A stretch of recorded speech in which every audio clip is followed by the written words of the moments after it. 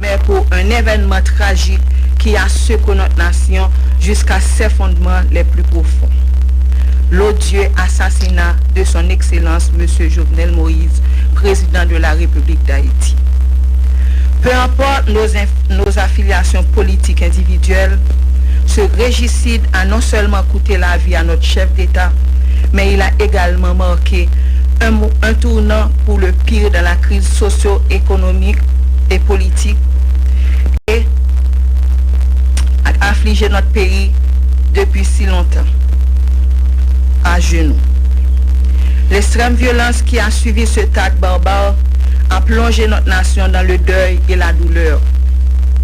Ces violences ont eu un impact dévastateur sur l'économie déjà en chute libre, la vie sociale par des viols collectifs persistants sur les femmes et les filles, la paupérisation des couches moyennes, la vague de déplacement de population fuyant les zones dangereuses ainsi que le pays.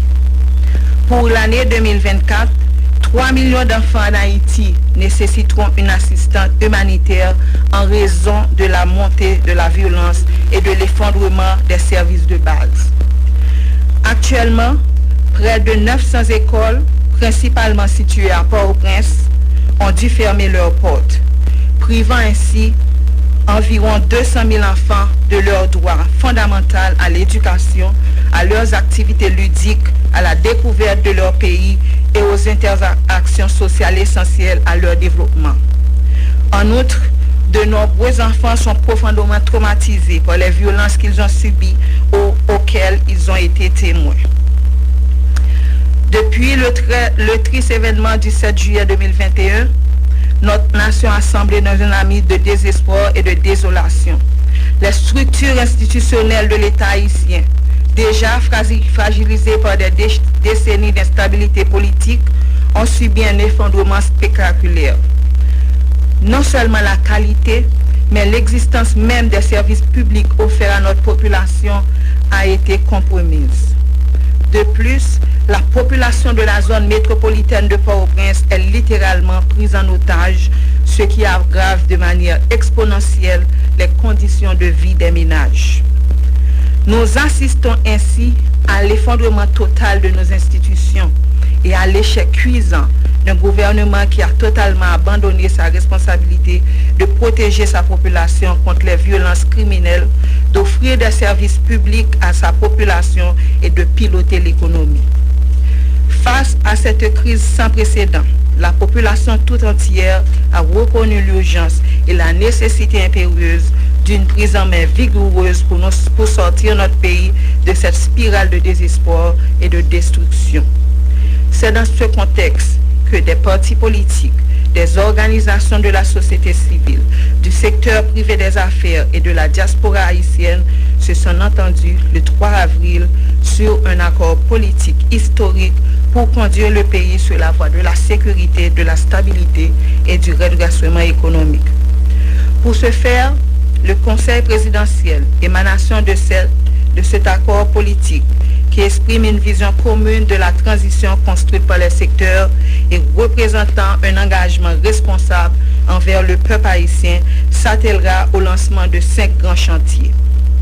Le rétablissement de la sécurité publique, l'organisation de la conférence nationale et de la réforme constitutionnelle, la réalisation des élections générales démocratiques, crédibles et participatives, la restauration de la justice, de l'état de droit et des droits fondamentaux des citoyens et citoyennes, le redressement institutionnel et économique.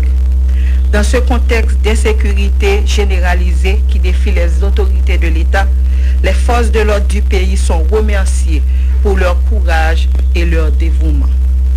Il convient aussi de souligner le rôle crucial joué par la médiation de la CARICOM et des gouvernements des États-Unis, du Canada et de la France, ainsi que des agences multilatérales telles que l'ONU et l'OEA.